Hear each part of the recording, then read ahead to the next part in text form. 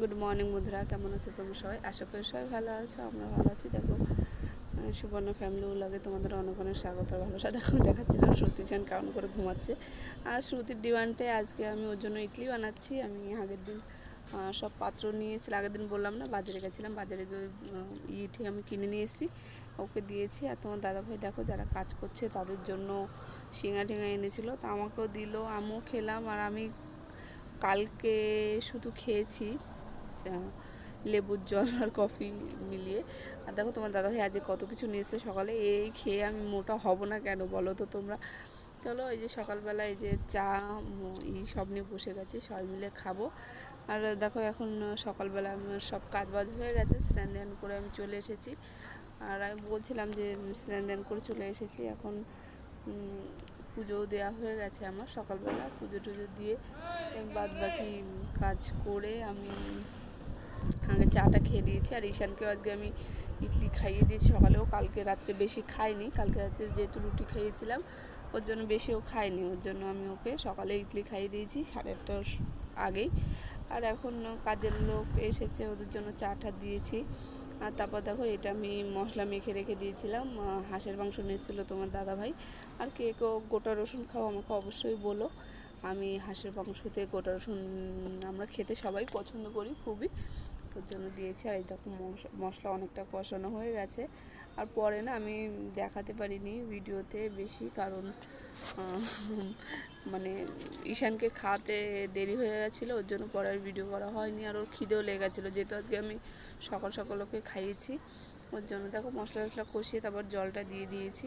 আর হাঁসের মাংসটা আজকে একদম ছোট ছিল, একদম ছোট দিয়েছে, একদম কচি হাঁস, ওর জন্য বেশি জাল ঠাল দিতে হবে না। আলুগুলো যেহেতু একটু বড় বড়, ওর জন্য আমি জল ভরে দিয়েছি।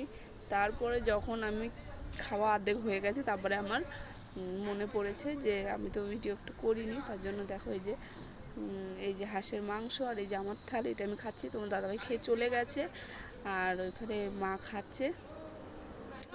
মা আমার সাথে, মা একটু ধীরে ধীরে খায় তো, আমাদের খাওয়া যায়, তারপরেও মা খায়।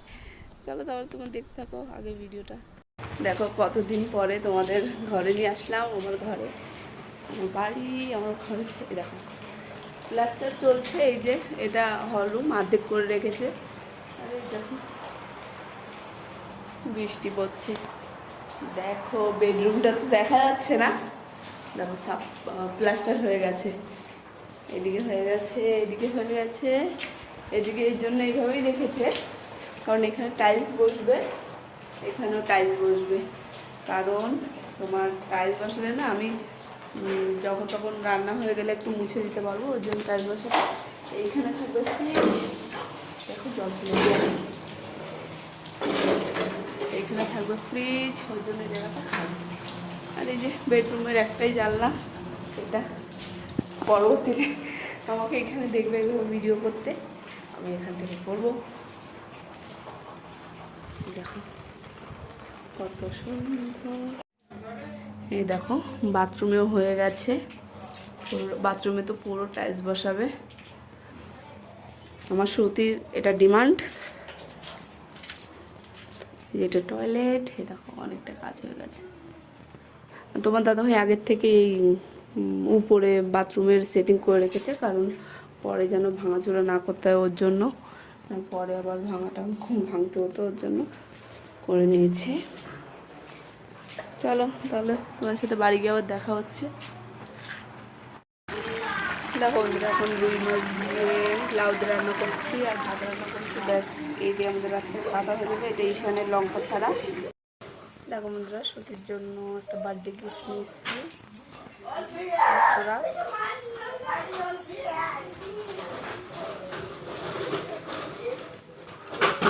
এত চিল্লামিল্লি করছে এরা।